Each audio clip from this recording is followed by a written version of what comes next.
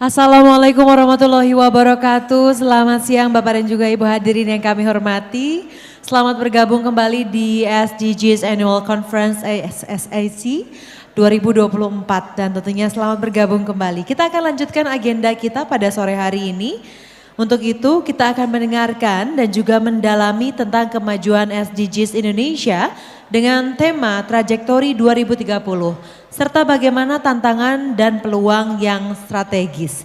Kami undang ke atas panggung staf ahli bidang sosial dan penanggulangan kemiskinan selaku Kepala Sekretariat Nasional SDGs Bapak Pungkas Bajuri Ali. Kepada Bapak Pungkas kami silakan. Tepuk tangan Bapak dan juga Ibu, terima kasih.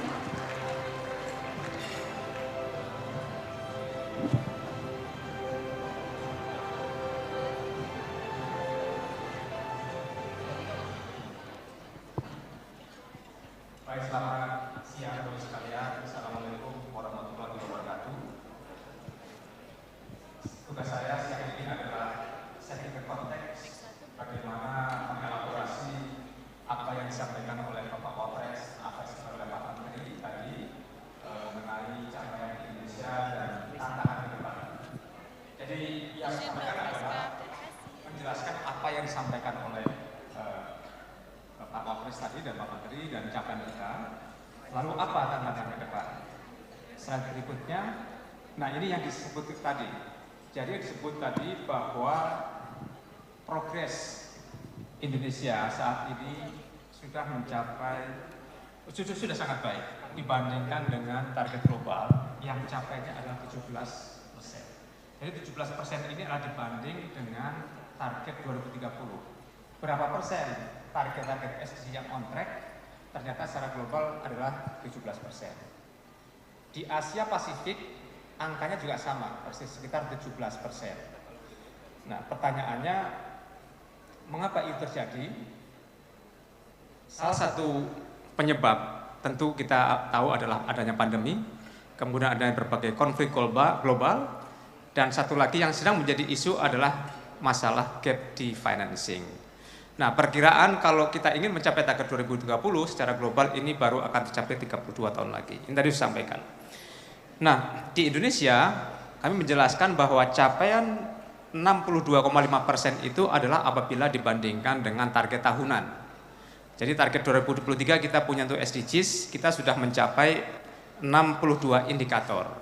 Tapi kalau dibandingkan dengan target 2030 kita capaian sekitar 42%. Tapi masih jauh lebih bagus, hampir 3 kali lipat dari capaian internasional. Nah, kira-kira apa? Area-area apa yang tercapai? Area-area apa yang akan menjadi isu yang harus dikejar? Ini ada beberapa tabel, tapi saya kira karena tidak terlalu kelihatan, saya akan sampaikan secara ringkas bahwa ada beberapa target yang sudah progresnya sangat baik, tapi ada beberapa target yang ketinggalan sangat jauh. Dan variasi antara kota, kabupaten, dan provinsi juga sangat-sangat tinggi. Sebagai contoh, beberapa target yang cukup baik adalah mengenai tingkat pengangguran terbuka, rasio Gini dan indeks kualitas udara, serta perempuan usia kawin pertama di bawah umur 18 tahun. Kawin muda itu sudah berkurang. Nah, tapi kita juga melihat ada banyak indikator-indikator yang masih sangat jauh. Contohnya adalah masih banyak nih rumah tangga yang buang air besarnya sembarangan gitu ya. Jadi ini negara maju ya, tapi kalau ke belakang itu lupa. Jadi ke belakang itu lupa, salah tempat, airnya di tempat terbuka. Jadi kita nggak maju-maju ya. Kemudian rasio Gini tadi sudah cukup baik, indeks kualitas udara cukup baik ya. Ada beberapa yang sanitasi, saya kira juga sanitasi yang aman ini juga menjadi permasalahan. Nah, sedikit elaborasi di slide berikutnya mengenai pendidikan, karena tema kita adalah pendidikan, kemudian pekerjaan dan industri hijau. Jadi di pendidikan ada sekitar 14% perempuan, penduduk dewasa yang berpartisipasi di dalam pelatihan formal dan non formal. Jadi masih banyak yang belum mendapatkan pendidikan formal. Karena itu yang harus kita lakukan dan kita ke depan adalah antara lain adalah akses kepada perguruan tinggi, ya, terutama untuk kelompok perempuan dan rentan. Kemudian bagaimana pelatihan vokasi, karena terkait dengan kebutuhan tenaga kerja. Kesenjangan antara kota dan desa juga masih terjadi, dan untuk meningkatkan kualitas perlu ada inovasi pembelajaran jarak jauh dan teknologi. Di goal nomor 8 mengenai pekerjaan yang layak, kita lihat lapangan kerja baru ya, ini yang terbentuk pada tahun terakhir itu hanya sekitar 5,26 juta, jadi tidak mampu menyerap pengangguran. Dan karena itu tingkat pengangguran tinggi, apalagi yang pemuda, yang kita sering di dalam berita-berita atau media itu adalah golongan menengah, ya, kelas menengah, yang sebagian besar saya kira adalah pemuda, pengangguran juga masih tinggi, dan justru ini satu kenyataan yang berbeda yang seperti kita perkirakan, di kota itu jauh lebih tinggi, 2 kali lipat dibanding dengan di desa, yang mungkin terkait dengan jenis pekerjaannya. Nah, hal-hal yang diperlukan antara lain adalah bagaimana menciptakan lapangan kerja, khususnya untuk mikro informal yang jumlahnya semakin besar, semakin tahun jadi tantangan besar, kemudian meningkatkan produktivitas dari lapangan kerja yang ada. Yang berikutnya adalah pentingnya program pelatihan vokasi dan kebijakan tenaga kerja yang mendukung kewirausahaan muda. Sebagai contoh antara lain adalah akses terhadap layanan finansial, karena baru 63% UMKM yang punya akses terhadap layanan finansial.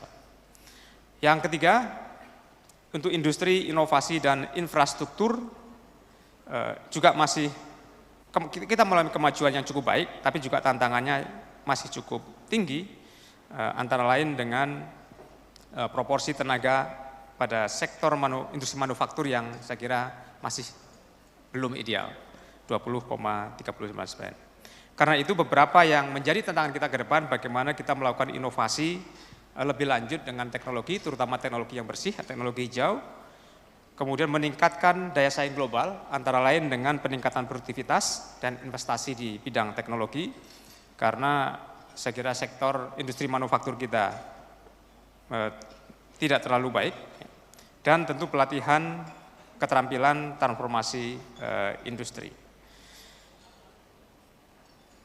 Nah, ke depan seperti apa? Ke depan kami sudah membuat namanya peta jalan, tujuan pembangunan berkelanjutan 2023-2030. Ini dapat Bapak Ibu akses di website. Di sini menceritakan tentang proyeksi ke depan seharusnya seperti apa jika kita seperti ini saja ekspornya, atau kalau kita optimis seperti apa. Jadi business as usual dan intervensi ada di sini. Kita sudah melakukan proyeksi sampai 2030. Dan kami akan melakukan proyeksi sampai tingkat kabupaten provinsi. Harapan nanti Bapak Ibu dari Pemda dapat melihat target-target yang di sini, karena target yang di sini sudah selaras dengan target-target RPJMN dan RPJMD. Jadi 185 indikator itu perlu dijabarkan dan bagaimana analisis keterkaitannya dengan RPJM. Saya kira karena waktu, saya langsung ke slide terakhir ya, slide nomor 10. Bapak sekalian, apa kaitannya SDGs dengan Indonesia Emas? SDGs targetnya 2030, tetapi menurut analisis kami dan menurut pengalaman global bahwa isu-isu SDGs tahun 2030 bukan selesai, bahkan akan semakin penting ke depan. Karena itu ketika kami memetakan dengan rencana pembangunan jangka panjang nasional, target-target SDGs yang sudah dimasukkan ke dalam rencana pembangunan ke depan akan tetap relevan. Dan karena itu, apabila kita ingin mencapai visi Indonesia Emas tahun 2045,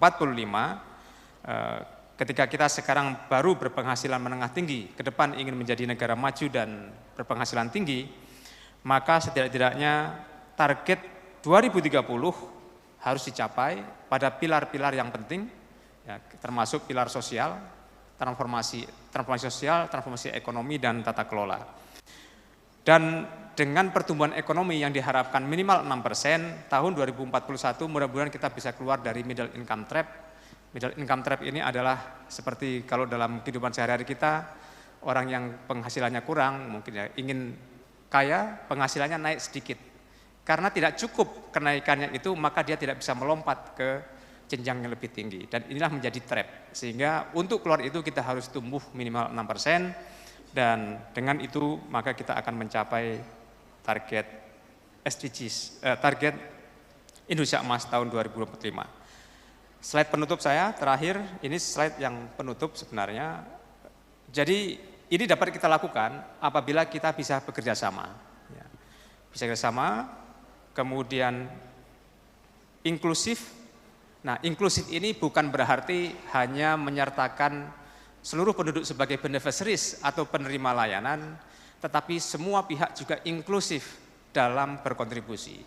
Karena tidak mungkin hanya dengan pemerintah saja, ini upaya kita semua, perguruan tinggi, swasta, filantropi, masyarakat, semua berkontribusi sehingga, ya slide berikutnya, kalau kita ingin mewujudkan visi Indonesia Emas 2045, maka kita harus inklusif, baik mencapai semua orang, tidak boleh yang tertinggal, no one left behind, tetapi juga tidak boleh satu orang pun yang diam, no one left behind untuk berusaha, sehingga itu kita dapat mencapai target visi Indonesia Emas tahun 2045, mewujudkan dunia yang inklusif dan berkelanjutan.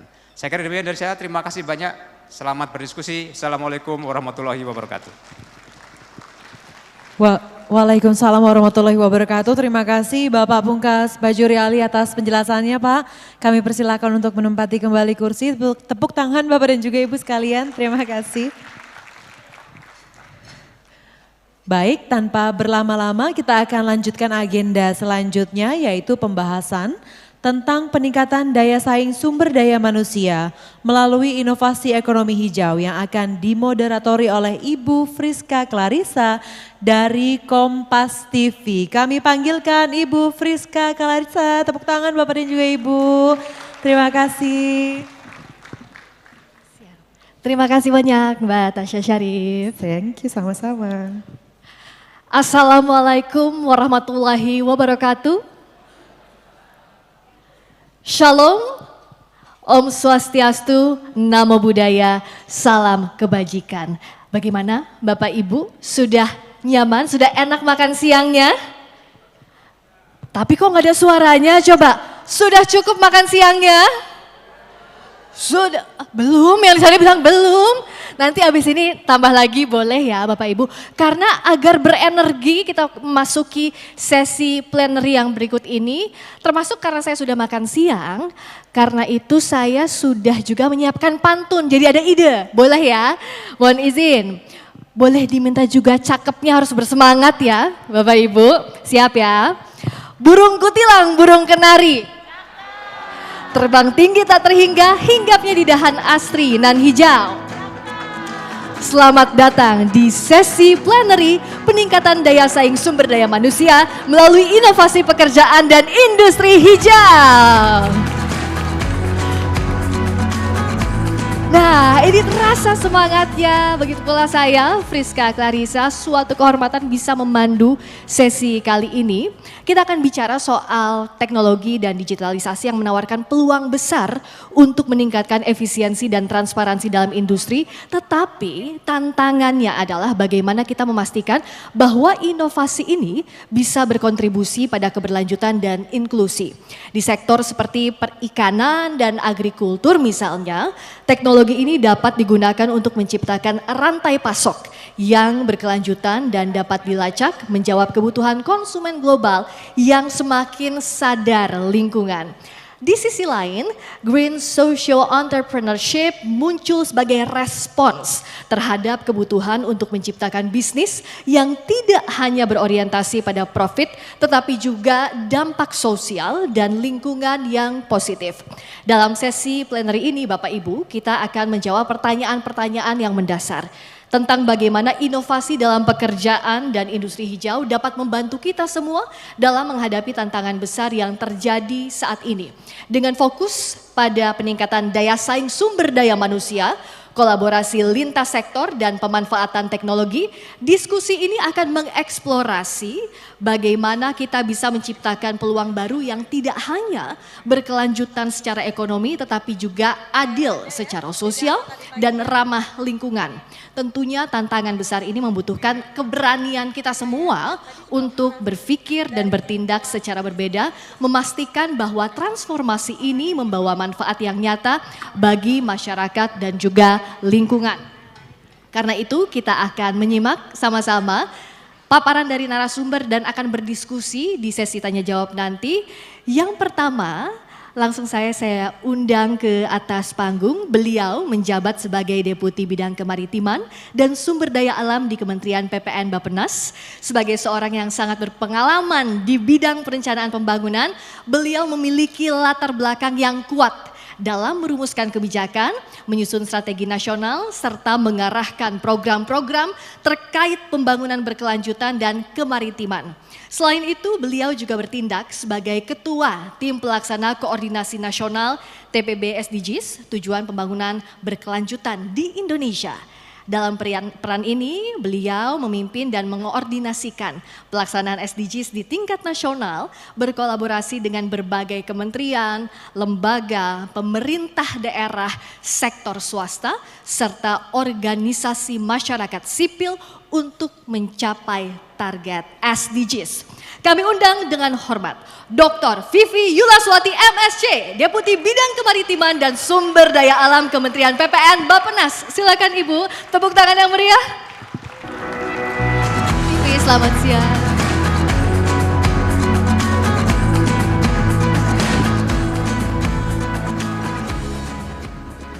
Narasumber kita berikutnya, beliau merupakan seorang akademisi dan peneliti, merupakan lulusan Institut Pertanian Bogor Fakultas Pertanian dan meraih gelar doktoral dari Kagoshima University Jepang dengan fokus pada Marina Policy. Beliau menjabat sebagai Rektor IPB University untuk periode 2017-2028. Selain itu beliau juga memiliki beberapa pengalaman organisasi, salah satunya sebagai Ketua Umum Perhimpunan Sarjana Pertanian Indonesia pada periode 2011-2016. Pada tahun 2023, beliau memperoleh 2 penghargaan, yaitu pengabdian luar biasa dari Kementerian Sosial Republik Indonesia dan juga The Best University Leader dari Obsession Award. Dan kalau kita lihat juga kampus yang dipimpin oleh beliau ini berkomitmen pada Indonesia's SDGs Action Award, bahkan meraih predikat terbaik pertama selama 3 tahun berturut-turut. Langsung saja kita sambut Profesor Dr. Arif Satria, SPMSI, Rektor IPB University. Silakan Bapak, tepuk tangan yang meriah. Selamat siang Bapak.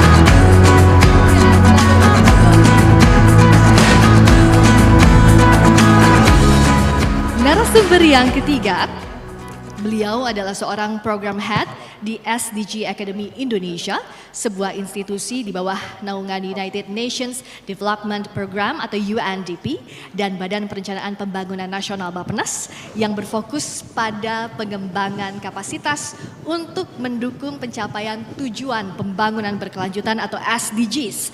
Dalam perannya, beliau memimpin pengembangan program-program pendidikan dan pelatihan yang bertujuan untuk memperkuat para pemangku kepentingan di berbagai sektor termasuk pemerintah, sektor swasta, akademisi, dan masyarakat sipil dalam mengimplementasikan SDGs di Indonesia. Langsung saja kita sambut dengan meriah Bapak Michael Susanto, Program Head SDG Academy Indonesia.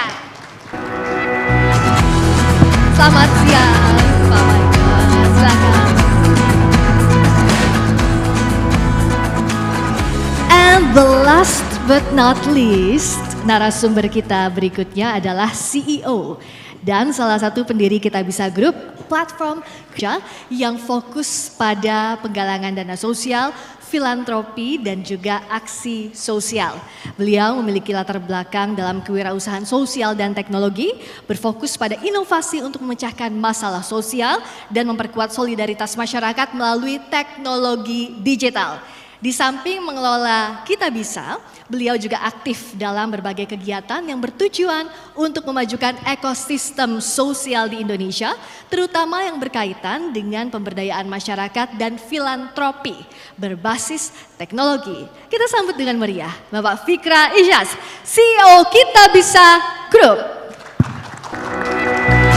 Mas Fikra, halo, apa kabar? Terima kasih sudah hadir, silakan bergabung.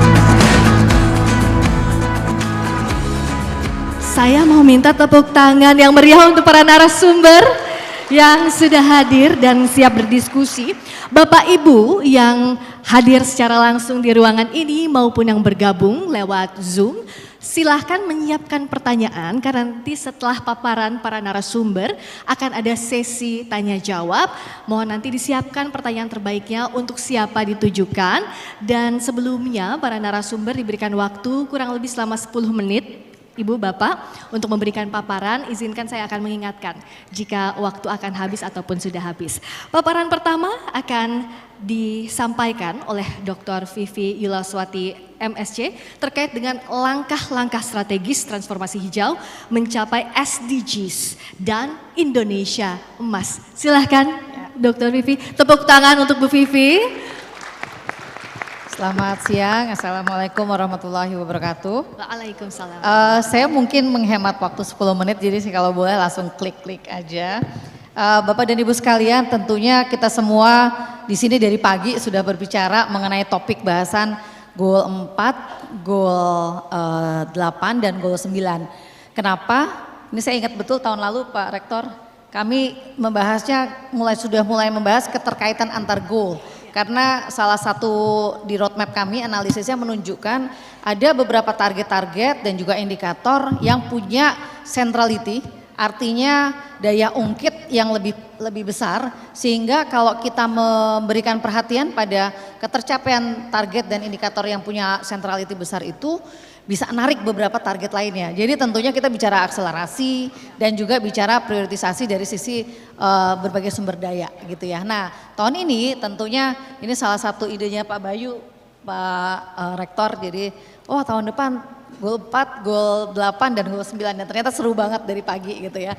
Oke, jadi saya mau mulai saja dari paparan saya. Jadi Bapak dan Ibu sekalian, tentunya kita semua tahu selain menghadapi COVID, kemudian dampak dari berbagai ketegangan global ya, dari beberapa perang, kita juga dihadapkan pada apa yang disebut sebagai triple planetary crisis, perubahan iklim, polusi dan degradasi lingkungan, serta tren kehilangan dari biodiversity. Nah, apa dampaknya? Why should we care? Yang pertama, ini studi ILO 2018 menunjukkan bahwa Indonesia kedua terbesar dampaknya pada pengurangan produktivitas karena heat stress. Ini sebetulnya adalah proyeksi ya dari tahun 95 sampai 2030 mengikuti kenaikan suhu yang ada di beberapa negara G20. Nah, Indonesia lumayan kena dampaknya. Artinya apa? Jumlah penduduk Indonesia termasuk juga tentunya yang pemuda-pemuda kita yang jumlahnya besar banget. Kalau kenaikan suhu terus terjadi, tentunya tidak dibarengi dengan upaya-upaya untuk mengurangi emisi dan sebagainya, produktivitas juga akan berpengaruh karena kepanasan. Satu. Yang kedua, dari sisi pangan, kita jumlah penduduknya masih akan terbesar ke-6 di dunia tahun 2045. Nah, kalah sama Nigeria dan Pakistan gitu ya. Nah, pangan tentunya menjadi tetap utama. Nah, dengan berbagai tadi kenaikan suhu, pengurangan berkurangnya kenaikan hayati, tentunya pangan menjadi sektor yang akan sangat berpengaruh terhadap konteks pembangunan. Nah, oleh sebab itu, ini agak late ya. Oke. Nah, oleh sebab itu di dalam RPJMN, udah ya. Maaf ya, ini agak berbeda antara belakang sama depan. Ya. Nah, oleh sebab itu kita sudah punya sekarang Undang-Undang 59 2024 tentang arah pembangunan 20 tahun ke depan Indonesia, yang kita semua sama-sama tahu bahwa kita punya mimpi untuk keluar dari sebagai status saat ini negara middle income, karena biasanya rule of the thumb-nya Pak Rektor, negara yang lebih dari 30 tahun at the same position, most likely dia akan stay di sana forever. Contohnya Argentina gitu. Nah, kita nggak mau seperti itu, jadi kita punya mimpi untuk naik kelas sebagai negara maju paling enggak 2045. Kalau enggak peers kita Vietnam itu diperkirakan 2042, Filipina 2038. Nah, jadi tentunya banyak sekali strategi kita siapkan di dalam rencana pembangunan jangka panjang 2025-2045 yang intinya adalah kita nggak cuma ngejar pertumbuhan tinggi, kemudian juga sumber daya manusia yang kompetitif, namun juga tentunya pengurangan intensitas emisi. Jadi bukan hanya pengurangan emisi tapi intensitasnya. Penyebutnya adalah kegiatan ekonomi kita. Artinya apa? Ke depan salah satu game changernya itu adalah penerapan ekonomi hijau. Tadi udah disebutkan. Nah, tentunya kenapa game changer? Karena kalau kita succeed untuk mencapai SDGs yang salah satu goalnya di goal 13 itu untuk pengurangan emisi tercapai, tentunya jalan untuk 2045 dan juga net zero emission insya Allah on track begitu ya. Nah, apa sih ekonomi hijau? Banyak hal, intinya kita kalau yang sudah banyak mengurangi emisi tentunya kita bicara dekarbonisasi seperti misalnya ada di industri, ada juga di transportasi. Jadi salah satunya tentunya kita dorong transisi energi mulai dari penggunaan EV menuju juga hidrogen, kemudian juga efisiensi energi, kemudian lahan, kegiatan pertanian ini sudah banyak ngobrol dengan timnya Pak Rektor untuk regeneratif pertanian karena tentunya kita ingin lahan-lahan kita yang sebetulnya cuma sepertiga itu kembali sehat gitu ya. Kemudian juga tentunya penciptaan pekerjaan-pekerjaan baru atau sumber pertumbuhan ekonomi baru salah satunya dari circular economy. Kita udah bergerak beyond pengurangan sampah, pengelolaan sampah yang 3R sekarang udah jadi 9R. Ya, tentunya ini mendorong juga industri termasuk juga nih para startup di sini sebagian hadir. Saya senang sekali, suka amazed nih sama inovasi dari teman-teman social entrepreneur yang menciptakan alat, menciptakan inovasi, cara, bisnis proses dan seterusnya yang intinya adalah kita sama-sama ingin menjaga bahwa suhu muka bumi tidak menjadi lebih panas. Ini by the way Agustus 2023 ke 2024 udah 1,64 derajat Celcius Pak. Padahal kita inginnya jaga 1,5 compare to pre-industri ya, masih sampai 2100 itu. Oke, saya mungkin lanjut saja. Up sih. Sorry ya, kecepatan. Butuh dibantu Ibu? Enggak, ini lag antara, oke, enggak, saya cuma mau nunjukin aja bahwa kita pernah punya studi nunjukin betapa besarnya potensi green job. Nah, apa sih green job ya kalau ngomongin tadi sektor-sektor hijau, ekonomi hijau kan banyak ya. Nah, kita bicara paling tidak, saya mungkin bisa minta tolong dibantu, aja dari diklik sana. yang tadi soal green jobs ya Ibu ya, di slide soal green job sebelumnya. Slide setelahnya. Setelah ini, setelah beberapa Nah, slide. Oke, berhenti di sini. Ini Matador sama di sini agak beda soalnya. Oke, nah. Kelihatan.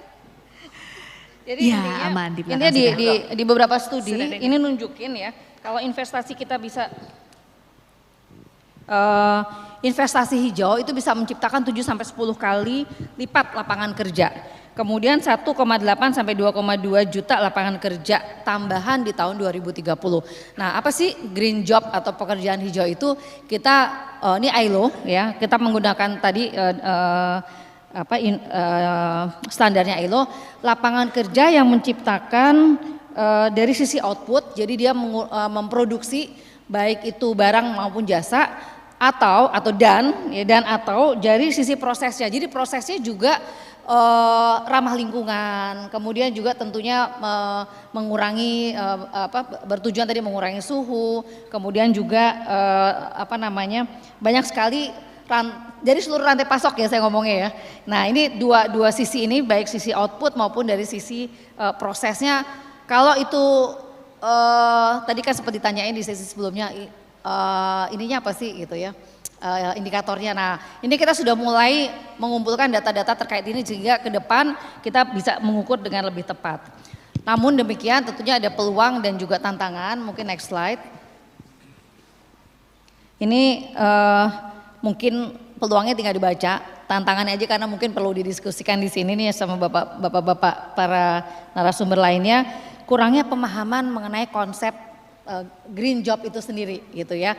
Jadi tentunya ada yang sudah sangat eager tetapi ekosistemnya belum ada. Ini ntar saya banyak contoh-contoh juga. Kemudian tentunya ada butuh keterampilan skill khusus, sementara dari sisi pendidikan mungkin belum cukup detail. Sudah banyak sekarang jurusan program studi mengenai sustainability. Tapi mungkin kita perlu yang lebih detail lagi, misalnya bagaimana mendukung transisi energi, circular economy dan banyak lagi. Kemudian juga tentunya kurang insentif dan juga regulasi yang mendorong lapangan kerja hijau, serta tentu dampak terhadap bisnis existing. Artinya ada beberapa opportunity cost yang tentunya kita perlu hitung. Intinya adalah kenapa arahnya sekarang kita harus menuju transisi energi yang berkeadilan. Nih kalau ngomongin transisi energi sebagai salah satu contoh, tentunya kita juga bicara mengenai lokasi daerah-daerah yang saat ini sebagai daerah tambang misalnya sudah harus memikirkan bagaimana mereka mendiversifikasikan kegiatan ekonominya kalau sudah habis bahan tambangnya gitu ya. Saya kemarin baru dari Polandia, Pak Rektor, itu Belketo, itu satu kota, dia lokasi tambang sekaligus juga lokasi PLTU terbesar di Eropa.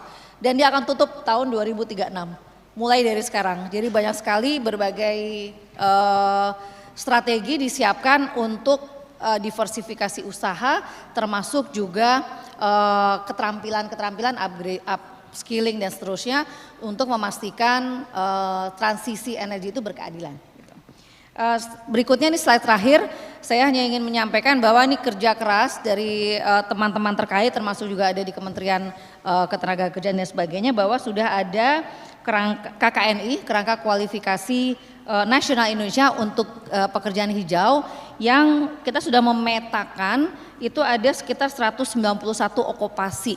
Tentunya ini akan growing, sehingga tentunya nanti bukan hanya dari sisi pekerja dan pencari kerja, tetapi juga mungkin dari lembaga-lembaga pendidikan sudah bisa, oh nih jurusan-jurusan yang dibutuhkan seperti apa ke depannya sehingga bisa dipersiapkan. Mungkin saya berhenti di sini. Terima kasih. Assalamualaikum warahmatullahi wabarakatuh. Waalaikumsalam warahmatullahi wabarakatuh. Terima kasih Dr. Vivi tadi atas paparannya. Betapa ekonomi hijau ini, green economy ini as the game changer. Nah, bagaimana menjawab tantangan, tapi begitu ya Bu Vivi ya, itu yang harus kita siapkan dan juga kita akan diskusikan bagaimana step-stepnya, langkah-langkahnya untuk menuju ke sana. Berikutnya kita akan mendengarkan paparan terkait dengan bagaimana membangun ekosistem dan generasi tangguh Green Social Entrepreneur dari perspektif Profesor Dr. Arief Satria. Silakan Pak Arief. Boleh berdiri ya? Ya silakan. Membuat clicker atau silakan untuk berdiri silakan. Kok nggak bisa? Sana ya? Diarahkan ke siapa? Oh, okay. Baik, terima kasih. Assalamualaikum warahmatullahi wabarakatuh. Waalaikumsalam warahmatullahi wabarakatuh. Pantun dulu ya. Siap. Ikan hiu makan duren. Cakep. I love you, hadirin semua yang keren-keren. Cakep. Jalan-jalan ke Tasikmalaya naik bus. Sayangnya pantun saya sudah habis. Hadirin sekalian, jadi kita tantangan global yang kita hadapi ini dari perubahan iklim, revolusi industri 4.0, COVID, sekarang konflik ini sekarang menuntut kita untuk berubah. Ini menjadi satu variabel yang perlu kita pikirkan berkaitan dengan rencana mimpi kita untuk menjadi negara top 5, top 4 pada tahun 2045-2027 yang menuntut pertumbuhan sekitar 7%. Ukurannya apa? Ukurannya adalah tentang SDM. Dan itu satu hal yang menurut saya perlu diperhatikan bahwa 2030 adalah puncak bonus demografi kita. Dan kita perlu belajar di negara-negara yang gagal dan juga negara yang berhasil. Dan negara yang berhasil salah satunya adalah bagaimana Cina pada tahun 82 bonus demografi dicapai. Pada saat pendapatan per kapita masih hanya sekitar 220, jauh di bawah kita. Korea Selatan tahun 87 bonus demografi, pendapatan per kapita kurang lebih kira-kira sama dengan kita 7-10 tahun lalu. Jepang tahun 55. Nah, ini saya kira bonus demografi ini menjadi variabel karena kita ingin hendak mencetak teknopreneur, sosiopreneur, kita harus manfaatkan semaksimal mungkin bonus demografi ini dengan SDM unggul, dengan inovasi unggul. Nah, berkaitan dengan hal itu, karena variabel perubahan iklim menjadi variabel yang penting untuk terus kita perhatikan, maka kita harus berbenah melalui komitmen pada Sustainable Development Goals. Dunia pendidikan adalah dunia yang tadi inovasi dan SDM, nah sehingga perkuliahan pun harus memuat unsur-unsur SDGs, kita punya 16.000 mata kuliah yang terkait dengan SDGs. Begitu pula dalam riset ini alhamdulillah 66,45% publikasi IPB ini berkaitan dengan Sustainable Development Goals. Hadirin sekalian, inilah hal yang kita capai di IPB. Jadi bagaimana teknopreneur dan sosiopreneur itu sebagai sosok lulusan kita, dan indikatornya adalah ada skill, ada literasi baru, ada mindset baru, ada karakter baru, di mana untuk menghasilkan itu semua memang ekosistem pendidikan, ekosistem riset, dan ekosistem pengabdian masyarakat Tridharma ini harus benar-benar dibangun dengan baik. Nah, oleh karena itu dalam kerangka inilah kita bangun Innopreneur Design, bagaimana pencapaian SDGs di IPB melalui Science Technopark, kemudian kedua adalah melalui Community Learning Center yang semuanya bersumber dari inovasi. Di inovasi bersumber dari riset. Jadi bagaimana riset supaya tidak hanya sekedar untuk riset, tapi riset menghasilkan inovasi, inovasi impactful pada dunia industri dan impactful pada masyarakat. Nah, karena itu sekalian, kaitan dengan soal Science Technopark tadi, maka Startup Center sebagai sosok teknopreneur dan sosiopreneur yang kita dorong, alhamdulillah saat ini kita sudah bisa menghasilkan 438 startup dengan tingkat keberhasilan 65% di gedung Startup Center di IPB. Silakan berkunjung ke Science Technopark kita. Nah, orang-orang masuk IPB itu adalah orang yang kita lakukan talent mapping. Semester 1 talent mapping, kemudian orang yang minat bisnis itu ada 43%. Dari 43% itu, kemudian kita buat roadmap semester 1, semester 2, tahun kedua, dari mulai business planning, business mentoring, business incubation, dan sebagainya. Ada program startup school, ada program CEO school, dan sebagainya. Dan itulah kemudian, alhamdulillah, ini mahasiswa semester 5 sudah bisa ekspor ke Amerika Serikat. Ya, dari hasil apa? Startup school, karena kita mencetak pengusaha by design. Selama ini kita mendapatkan pengusaha kan karena apa? Karena nilai yang jelek, nggak bisa diterima di mana-mana, karena PHK, atau karena mertuanya kaya, kan gitu biasanya. Nah, kita ingin mencoba pengusaha-pengusaha yang genuine ya, dengan roadmap yang clear. Nah, Bapak sekalian, kemudian untuk menunjang fasilitas itulah kita bangun teaching industry. Pabrik pengolahan pakan ternak yang sudah kita ekspor, kita punya pabrik pengolahan kelapa sawit ya yang ada di Jonggol ini, punya pabrik pengolahan minuman, pengolahan makanan yang semua tersedia. Bahkan Ibu sekalian bisa lihat di Pacific Place lantai 4 itu ada toko IPB. Itu adalah toko yang memang menghasilkan inovasi-inovasi yang ada di IPB. Next. Nah, dengan komersialisasi sekitar 35%, kemudian inilah technopreneurship dan sociopreneurship harus digabung karena menunjang Innopreneur University. Nah, bagaimana soal sociopreneurship? Kita punya program sekolah pemerintah desa, sekolah komoditas, sekolah peternakan rakyat, ada One Village One CEO, ada unsur keluarga dan sebagainya. Yang kemudian hari ini ada dua hal yang ingin saya sampaikan. Saat ini alhamdulillah IPB sudah masuk di 6,1% desa di Indonesia melalui berbagai program ini. 6,9% desa di Indonesia sudah disentuh oleh IPB. Ya. Ini jumlah yang tidak kecil, melalui program-program apa? Antara lain OVOK dan sebagainya. Nah, bagaimana Green Sociopreneur kita bangun? Pertama, pelatihan dan pendampingan, pusat inovasi dan inkubator bisnis, tadi saya sampaikan, dan riset dan pengembangan itu, dan kemudian melalui dua program utama, sebenarnya banyak program, tapi saya akan sampaikan dua hal pokok saja. Pertama, One Village One CEO, atau OVOK. Ini kami disupport banyak oleh Astra. Saat ini sudah ada di 515 desa. Siapa CEO? CEO adalah mahasiswa tingkat akhir atau fresh graduate. Datang ke desa, bawa inovasi IPB, diseminasi, buka akses pasar, sehingga membuat program One Village One Product, One Village One Innovation, One Village One Exporter, termasuk mensuplai berbagai kebutuhan pasar ekspor maupun pasar domestik. Nah, inilah kira-kira ekosistem yang kita bangun. sampai mereka bisa menjadi eksportir. Salah satunya adalah bagaimana di Cianjur misalnya ada oversupply kotoran kambing, circular economy. Teknologi masuk, fermentasi, kemudian kita packing yang bagus, sudah ekspor ke 11 negara. Kotoran kambing itu menjadi kompos. Mereknya apa? Good Thai. Nah itu kotoran kambing. Jadi menjadi brand, ternyata di Eropa laku keras. Nggak selamanya kata-kata jorok itu menjadi jelek secara bisnis. Next. Nah kemudian inilah impact dari program One Village One CEO, karena pasarnya sudah ekspor, impact masyarakatnya sudah yang menerima manfaat 68.000, penyerapan tenaga 1.500, inovasi yang sudah dihasilkan 44 kepada masyarakat itu. Nah kemudian ada lagi OVOG yang lain, yang kita agroforestry, yang terus kita dorong bagaimana bisa menyerap emisi 236 ton CO2 per hektar, kemudian menghasilkan untuk alpukat, durian, bagaimana menghasilkan kegiatan ekonomi sekaligus konservasi pada saat yang sama. Kemudian Ibu sekalian, ini adalah One Village One CEO yang ekosistem yang sudah kita dorong, bagaimana menghasilkan produk-produk dan praktek dengan low carbon. Karena pupuk yang kita hasilkan juga sudah bisa menghemat 40% air, ya. Varietas kita 40% air, kemudian menghemat pupuk sampai 30%. Sebenarnya banyak produk-produk yang lebih efisien dan lebih ramah lingkungan yang harus kita hasilkan. Nah, ekotourism, next, satu lagi. Nah, inilah Sekolah Peternakan Rakyat. Kami dari One Village One CEO, ada lagi SPR. Nah, Sekolah Peternakan Rakyat ini sudah di 234 desa, ada di kurang lebih 28 kabupaten dan 14 provinsi. Tujuannya apa? Mengkonsolidasi ternak. Bagaimana ternak-ternak peternakan rakyat ini bisa terkonsolidasi, diseminasi inovasi, mereka kesejahteraan meningkat, tapi lebih penting lagi karena peternakan dianggap sebagai salah satu sumber emisi, ya. Nah sekarang yang kita hasilkan bagaimana menciptakan sistem peternakan yang rendah karbon, sehingga akibatnya adalah next, bagaimana kita menghasilkan sebuah sistem peternakan yang bisa menurunkan emisi metana sampai 42%. Ini teknologi yang kemudian bermain, pakan, teknik budidaya, dan lain sebagainya, pendapatan meningkat, emisi menurun.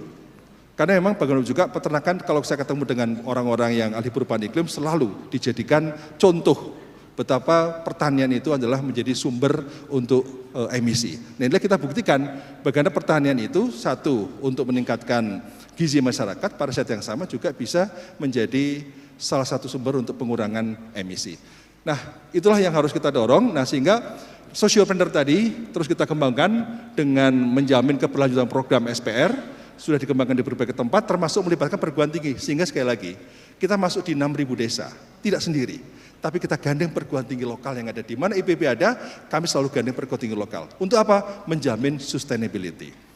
Nah, kemudian Ibu sekalian, next, inilah kemudian kita juga tidak hanya sekedar fokus pada jaringan nasional di 6.000 desa. Kita sekarang sudah masuk di Madagaskar, kita masuk di Cina dan Taiwan.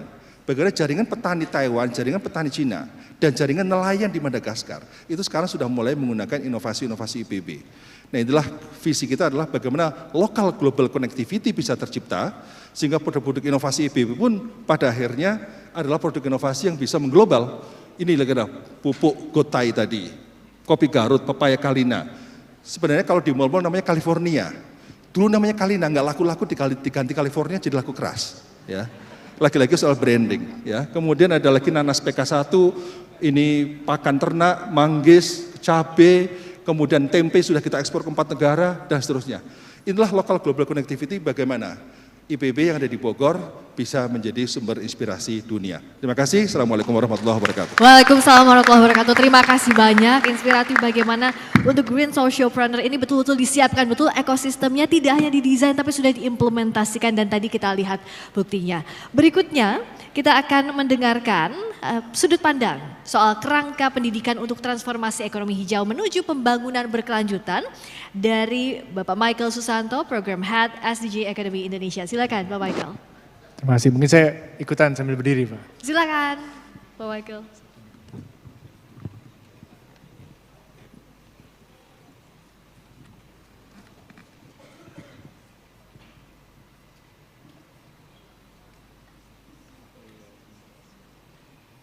Next semua. Betul dibantu, next yang hijau. Selamat siang Bapak Ibu semua. Ya, ini saya karena nggak sahali Prof. Arif Satria, jadi saya mesti nyontek sedikit ya. Memilih jurusan yang ramah lingkungan Cakep, Masa depan cerah menanti. cakep. Bijak menggunakan energi terbarukan, bumi tersenyum bahagia berseri. Cakep. Luar biasa. Jadi selamat siang Bapak Ibu semua, saya kenalkan dari Tanoto Foundation. Kebetulan saya adalah program head dari program pengembangan kepemimpinan yang di dalamnya ada beasiswa dan juga ada SDG Academy Indonesia. Nah mungkin tidak kenal maka tidak sayang, mungkin saya ambil 1 menit untuk memperkenalkan Tanoto Foundation ya. Buat Bapak Ibu yang mungkin belum pernah dengar sebelumnya. Tanoto Foundation pada dasarnya kami punya program dari pendidikan anak usia dini, pendidikan dasar sampai dengan leadership development di mana saya ada di dalamnya. Jadi kami memang membantu supercharging prioritas pemerintah terutama di bidang pendidikan. Sehingga ada progres yang terjadi. Dan kami tidak hanya melatih guru, tapi sebenarnya kami menjadi asistensi, memberikan asistensi teknis ke pemerintah daerah bagaimana meningkatkan kualitas pendidikan di daerahnya masing-masing. Di leadership development kami bermitra dengan 10 universitas di seluruh Indonesia, termasuk juga dengan IPB, untuk mengembangkan kompetensi soft skills, untuk mendukung technical skills yang ada di pendidikan tinggi. Hari ini kami ada di sekitar 21 provinsi seluruh Indonesia dan juga 22 universitas. Salah satu pendekatan utama kami adalah melalui kemitraan, maka kami bermitra dengan begitu banyak mitra. Nah, SDG Academy Indonesia merupakan salah satu bukti dari kolaborasi tersebut antara Bappenas dan juga UNDP untuk menelurkan sebuah platform peningkatan kapasitas mengenai SDG sehingga semua orang dapat belajar tentang Sustainable Development Goals. Hari ini kami sudah, program kami sudah menerpa begitu banyak kementerian lembaga maupun sektor-sektor non-state yang ada di seluruh Indonesia. Nah hari ini saya diminta untuk membahas tentang talent development ya, buat sustainable development atau ekonomi hijau. Faktanya riset mengatakan bahwa hari ini murid atau anak didik atau bahkan orang yang sudah bekerja bertanya bahwa apa yang mereka pelajari hari ini berguna untuk masa depan mereka. Terutama kalau kita sudah bicara green economy, di mana potensinya sangat-sangat besar seperti tadi Bu Vivi sudah sampaikan. Baik dari pasar maupun penciptaan dunia kerja. Baik dari emisi karbon maupun dari insentif pemerintah maupun dorongan untuk mengembangkan ekonomi di ekonomi hijau maupun blue economy. Jadi potensinya memang ada. Jadi udah bukan chicken and egg lagi, imperatif untuk kita dapat menuju ekonomi ini juga melalui talent development. Nah hari ini karena kita membahas green job, kita seringkali bilang bahwa green job ini terkotak-kotak pada pekerjaan-pekerjaan tertentu. Tapi seperti tadi Bu Vivi katakan, sebenarnya ada begitu banyak pekerjaan yang berhubungan dengan green economy. Macam-macam, baik itu perikanan, walaupun jadi seorang pendidik juga sebenarnya bisa jadi sebuah green job actually. So, sayangnya data mengatakan bahwa hari ini di dunia kerja hanya 1 dari 8 pekerja memiliki skill yang cukup untuk mendukung green economy atau memiliki green skill. Kalau orang yang sudah bekerja, riset membuktikan bahwa 60% pekerja sebenarnya ingin masuk ke bidang-bidang seperti sustainability. Tapi mereka takut karena mereka tidak memiliki skills yang mumpuni.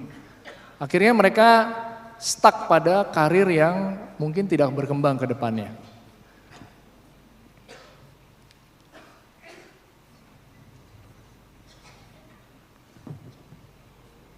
Nah mungkin saya SDG banyak ya. Jadi membahas salah satu bidang yang sebenarnya sangat-sangat menjadi prioritas di Indonesia ini, yaitu SDG 11, Sustainable Cities and Communities. Jika saja lulusan pendidikan memiliki perspektif bahwa, anggap saja satu goalnya, bagaimana menyediakan safe and affordable housing, rumah yang terjangkau dan aman. Dengan membuat solusi untuk goal ini sebenarnya banyak SDGs yang dapat dipenuhi. Yang kedua, affordable and sustainable transport system. Saya kaget sebenarnya bahwa ternyata baru 56% warga Indonesia memiliki akses terhadap transportasi publik. Saya agak bingung, padahal saya setiap hari naik kereta. Jadi saya termasuk yang 56% tersebut, ya, yang mendapat akses terhadap transportasi publik. Tapi masalahnya masih sangat besar. Dengan addressing sustainable transportation, kita actually addressing a lot of other SDGs. Satu lagi contoh yang mungkin sangat dekat dengan kita adalah pengelolaan sampah. Saat ini 90% sampah yang sampai ke TPA datang dari rumah tangga. Perlu seseorang yang memiliki green skills untuk mengatasi masalah-masalah tadi. Maka dari itu, hari ini Tanoto Foundation sebenarnya bekerja dengan Kemendikbudristek, dengan universitas kami untuk mendorong adopsi yang namanya Education for Sustainable Development. Sehingga anak-anak didik dapat dididik mengenai pembangunan berkelanjutan, bahkan dari dunia sekolah dan dunia kuliah. Education for Sustainable Development sangat relevan dengan strategi nasional dari Kemendikbudristek untuk menciptakan pendidikan tinggi yang bertaraf internasional. Apa itu Education for Sustainable Development? Adalah pendekatan pendidikan di mana ada terjadi perubahan perilaku, lalu ada perubahan sikap, dan tentunya ada kompetensi yang dibangun. Ada beberapa contoh sebenarnya. Kalau dilihat lebih dalam memang sangat banyak yang perlu dilakukan oleh pendidikan tinggi. Nah, salah satu contoh yang tadi baru disampaikan oleh Prof. Satria, Education for Sustainable Development di IPB tidak hanya berhenti sampai bangunan yang hijau, tapi program kurikulum dan experiential learning dari mahasiswanya itu betul-betul sampai ke on the ground. Sehingga kompetensi yang dibangun oleh mahasiswa-mahasiswa ini betul-betul on the ground with experiential learning. Itu betul-betul terjadi. Jadi mestinya yang ngomong Education for Sustainable Development ini Prof. Arif nih. Jadi tidak lagi mahasiswa-mahasiswa itu belajar di kelas. Perlu ada pendekatan interdisciplinary, multi-faculty, di mana keahlian-keahlian yang dilengkapi di kelas itu relevan dengan apa yang dibutuhkan industri saat ini. Jadi kalau saya kembali tadi ke Sustainable Cities and Communities,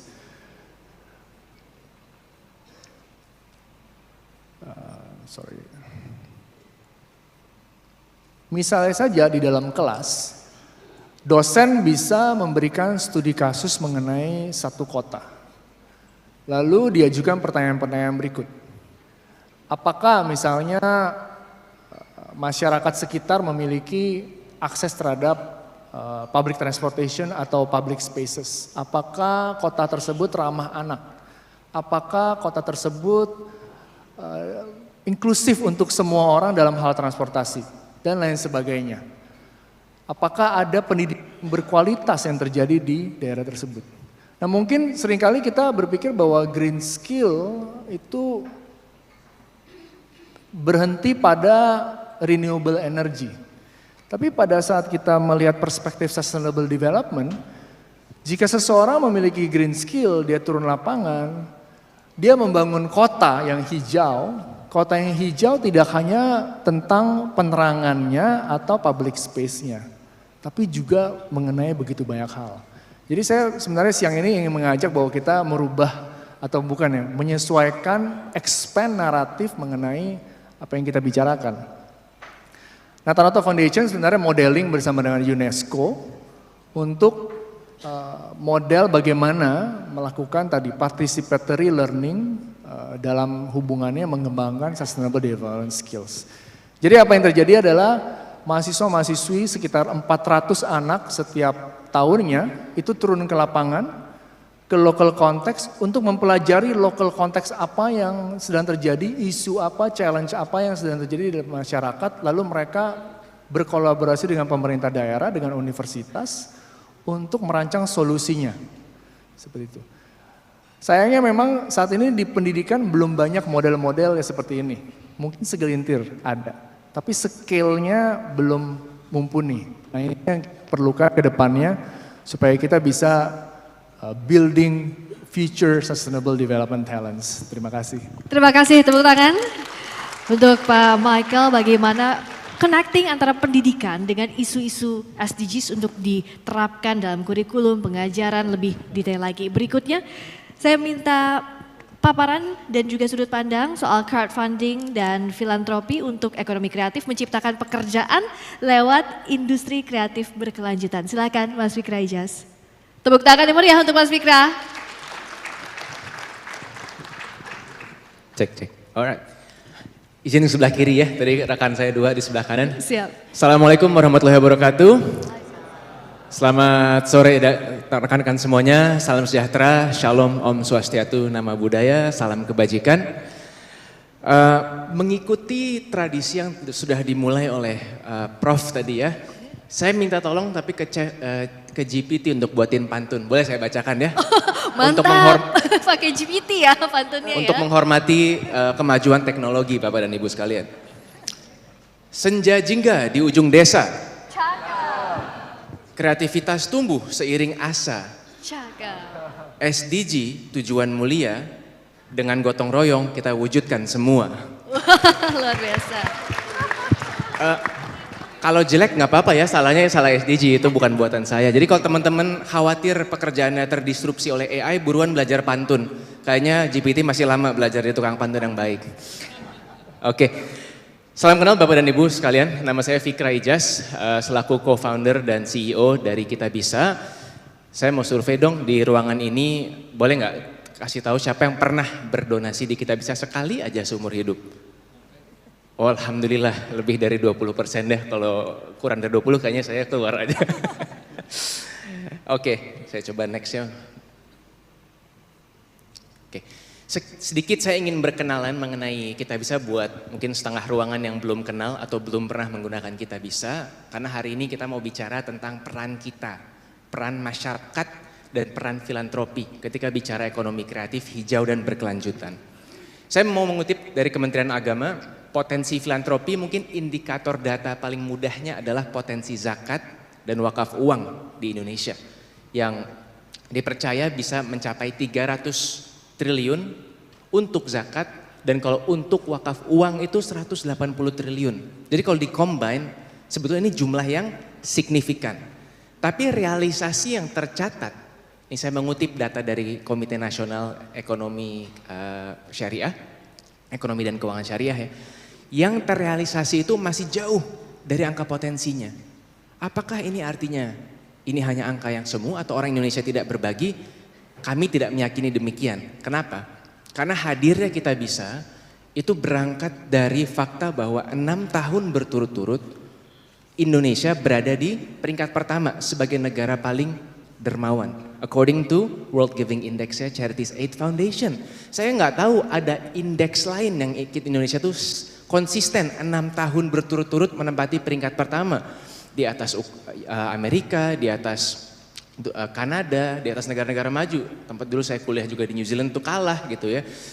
Jadi artinya apa? Kami meyakini bahwa philanthropy, generosity, kebaikan, kedermawanan itulah modal sosial, social capitalnya bangsa Indonesia ini. Nah, Kita Bisa hadir untuk memadukan aset ini nih, kebaikan ya, yang kita sebut kebaikan, DNA gotong royong, ketemu teknologi untuk mengamplifikasi dampak sosialnya. Itu latar belakang dari adanya Kita Bisa. Nah, apa yang kami lakukan? Kami membuat suatu aplikasi, rumahnya, platformnya, di mana siapa saja, masyarakat terutama, bisa berkumpul dan berbuat baik bersama-sama. Gimana cara yang baik-baik ini nggak kalah berisik, gitu. Karena balik lagi, yang kami layani adalah kita nih masyarakat. Sementara kalau kita melihat apa yang terpapar di media sosial, seringkali yang baik ini kalah berisik. Nah, jadi saya yakin Bapak dan Ibu di ruangan ini minimal lah ya 10 menit, sejam kali ya sampai scrolling di TikTok atau di Reels gitu ya, atau nggak tahu masih ada buka Facebook atau enggak gitu. Di aplikasi kami ada Reels untuk menunjukkan opportunity berbuat baik maupun perkembangan dan progres. Jadi disinilah kami berharap bisa menjadi sumber inspirasi tadi berbagai inspiring initiatives, program, gerakan, social enterprise maupun organisasi yang mendukung berbagai SDG goals kita. Nah, kira-kira sebetulnya ini yang kami sediakan. Nah, tetapi di sisi lain memang ada tantangan juga. Kenapa? Karena ketika kita bicara ke masyarakat, karena ini kalau kita bicara filantropi pelibatan masyarakat, kita harus berbicara di level yang memang bisa ditangkap. Ketika kita bicara mengenai sustainability, ketika kita bicara mengenai SDGs, seringkali ini bahasanya belum merakyat, belum mudah ditangkap bagaimana kita bisa berperan di sini. Gitu. Di Kita Bisa, ini mungkin beberapa contoh-contoh dari program atau penggalangan yang paling didukung atau diminati oleh para donatur. Salah satunya mungkin di sini Bapak dan Ibu juga ada yang pernah ikut menyumbang adalah untuk kesehatan, untuk pengobatan. Dan ini nyata, karena faktanya banyak pasien kita yang terlepas infrastruktur yang sudah disediakan oleh negara butuh pendampingan, butuh dukungan untuk proses kesembuhan. Ini masih banyak. Dan bagi masyarakat pada umumnya sangat jelas urgensi untuk membantu mereka. Tetapi ketika kembali bicara mengenai program berkelanjutan, ada tantangan besar di sana untuk bisa mengomunikasikan. Saya langsung aja.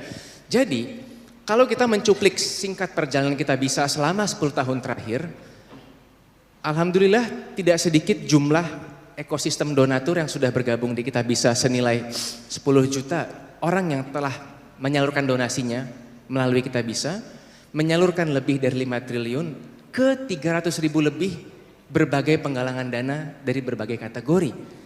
Namun coba bayangkan Bapak dan Ibu, bagaimana jika dana yang terkumpul ini bisa dikelola secara berkelanjutan? Bagaimana jika ini bisa diinovasikan menjadi sustainable financing model, sustainable program? Nah, inilah yang 1 tahun terakhir ini sedang diperkuat oleh Kita Bisa. Nah, ini masuk ke topik bagaimana peranan crowdfunding seperti Kita bisa mendorong dan consequentially mengajak lebih banyak publik lagi untuk meramaikan dan mendukung program-program yang mendukung pencapaiannya SDG. Kata kunci yang saya ingin highlight adalah gotong royong, tapi gotong royongnya bukan hanya antar publik, antar masyarakat, tapi antar institusi. Makanya skema blended financing ini menjadi salah satu inisiatif yang sedang kami kedepankan. Kenapa? Karena memang secara sunatullahnya institusi yang bisa lebih memahami urgensi. Tadi ya disampaikan threat-nya ini resiko-resiko dari climate change itu nyata kepada para pengusaha. Nah, karena itu bagaimana kita bisa mengajak pelibatan institusi, perusahaan untuk bersinergi bersama masyarakat yang berdonasi mungkin 10.000, 50.000, 100.000. Disinilah kami melahirkan skema blended financing Kita Bisa. Ada beberapa model. Mungkin nanti kalau tertarik untuk kenal lebih lanjut bisa ngobrol di booth kami di depan. Tapi pada prinsipnya bagaimana modal ini bersama-sama bergerak dari institusi, dari perusahaan, dari negara, juga dari masyarakatnya. Gitu, sehingga masyarakatnya merasa berdaya. Nah, inilah salah satunya cikal bakalnya. Dengan adanya blended financing, kita bisa melahirkan program inovasi program yang sustainable. Nah, ini salah satu contoh program yang kami jalankan bernama Teach for Hope yang misinya adalah tadi ya bagaimana kombinasi blended finance dari masyarakat dan institusi bisa melahirkan suatu program yang bisa berjalan secara mandiri nantinya dan tidak ketergantungan dengan donasi.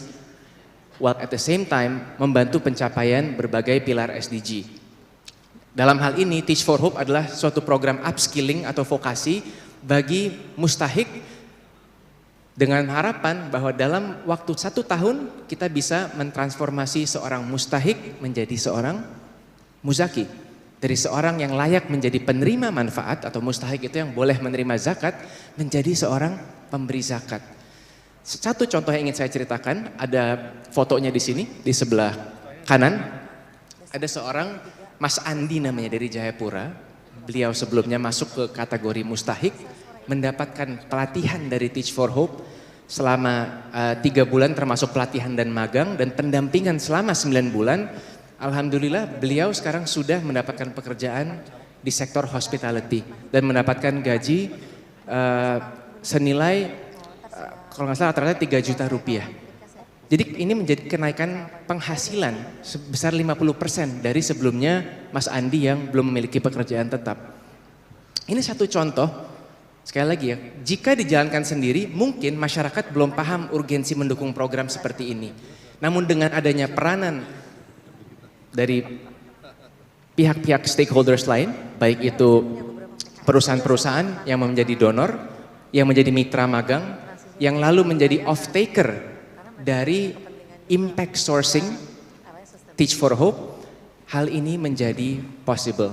Jadi dari satu contoh Teach for Hope saja sudah membuktikan bahwa pelibatan masyarakat berdonasi diamplifikasi dengan sinergi institusi bisa melahirkan program yang berdampak nyata dan bisa berkelanjutan sehingga ia mandiri tidak bergantung pada dana donasi ke depannya. Demikian mungkin paparan singkat dari saya. Terima kasih. Wabillahi taufiq wal hidayah. Assalamualaikum warahmatullahi wabarakatuh. Waalaikumsalam warahmatullahi wabarakatuh. Bagaimana tadi blended financing dan inovasi program ini berperan besar dalam utilisasi filantropi untuk ekonomi kreatif dan penciptaan lapangan kerja. Kalau saya catat juga tadi pagi arahan dari Bapak Wakil Presiden ini masuk dalam poin inovasi dalam mencari sumber pembiayaan program pencapaian SDGs. Nah ini sudah dilakukan salah satunya oleh Kita Bisa. Nah berikutnya kita masuk ke sesi tanya jawab. Silahkan Bapak Ibu yang ada di ruangan ini maupun yang bergabung lewat Zoom jika ada pertanyaan. Tampaknya sudah banyak yang mengangkat tangan, dari yang paling depan dulu silahkan Ibu. Mohon dibantu untuk Ibu yang berada di depan. Mohon sebutkan nama, pertanyaan ditujukan untuk siapa? Silakan. Saya Tiolina dari Perbanas Institute. Kebetulan Prof saya berminat dengan IPB karena rektor kami dari IPB. Jadi kebetulan kami baru buka S3 Manajemen Sustainability. Kebetulan saya kaprodinya, kalau bagi Bapak Ibu ingin masuk ke S3 di Perbanas, boleh menghubungi Perbanas, baru buka angkatan pertama 2 November. Boleh promosi sekalian ya Prof? Oke, saya berminat Prof dengan tadi IPB itu kan sudah berkembang ya Prof. Tapi memang kan IPB itu kan suatu produk yang menghasilkan produk. Bolehkah kami diinfokan kami dari Perbanas yang kami bidangnya ilmu ekonomi, bagaimana untuk mencapai green socialpreneur itu, sebagai misalnya mungkin apakah kami harus kolaborasi dengan IPB atau seperti apa Prof gitu ya, mungkin banyak sekali pasti Prof punya ide-ide untuk ke Perbanas. Dan kalau menurut Pak Tanoto ya Pak ya, itu kalau tadi ada beberapa kampus yang bekerja sama dengan Bapak, mungkinkah Perbanas juga bisa mencapai bekerja sama di bidang apapun yang kalau kami kan memang diperbankan ya. Seperti apa untuk kami mendapatkan green job itu supaya kami juga bisa sustainability kami juga akan berkelanjutan. Terima kasih Mbak Vivi. Terima kasih tadi atas pertanyaannya Bu Teolida. Berikutnya yang di tengah silakan Ibu. Nanti setelah ini, ya di sebelah sana juga ada ya. Di sini juga ada, kita tampung dulu berarti 4 pertanyaan di awal. Ya. Silakan. Halo. Baik, terima kasih atas kesempatannya. Saya Hanifah Hairani dari Universitas Gadjah Mada. Saya tertarik dengan apa yang diberikan oleh Ibu Vivi, mungkin pertanyaannya kepada Bu Vivi. Kebetulan riset kami yang akan dipresentasikan besok adalah tentang bagaimana transisi green job di sektor pertanian. Nah, ketika kami melakukan penelitian, para petani di studi kasus kami, sayur organik merbabu itu bertanya tentang bagaimana dukungan pemerintah terkait sektor organik pertanian gitu. Karena mereka mendapatkan program desa organik beberapa tahun lalu itu terhenti. Sehingga untuk menyebarkan bagaimana pertanian organik itu bisa digunakan di daerah yang memiliki potensi pertanian yang cukup baik, itu tidak bisa dilanjutkan lagi gitu. Karena programnya memang terbatas dan saat ini belum ada kelanjutan lagi gitu. Mungkin bagaimana strategi pemerintah dan dukungan selanjutnya untuk mendukung pertanian organik di Indonesia. Baik, itu. Terima kasih. Terima kasih Mbak Hanifah. Tadi ada yang di tengah, ya Ibu silakan. Ibu yang berkerudung abu-abu, berbaju putih di tengah. Ya, silakan Ibu. Mohon pertanyaannya juga singkat, lugas, ditujukan untuk siapa? Oke, siap, terima kasih. Mohon izin, perkenalkan saya Nuh Baiti, saya dari BPKRI. Saya ingin bertanya sama Bu Vivi, Bu. Mohon izin, Ibu, tadi kan salah satu harapannya dengan ada SDGs ini itu menurunkan suhu bumi ya, Bu ya. Pertanyaan saya, sekarang kan Jakarta semakin panas ya Bu ya, bahkan saya membaca laporan BMKG besok prediksi Jakarta itu suhunya sampai 34 derajat Celcius gitu. Nah, ingin saya tanyakan, kira-kira dampak SDGs ini sendiri itu sudah sejauh mana terhadap negara kita gitu Bu ya. Malah kita kalau kita dari sisi iklim kok semakin panas gitu ya Bu ya. Terima kasih. Baik, terima kasih Bu Nurbaiti. Nah, terakhir silakan.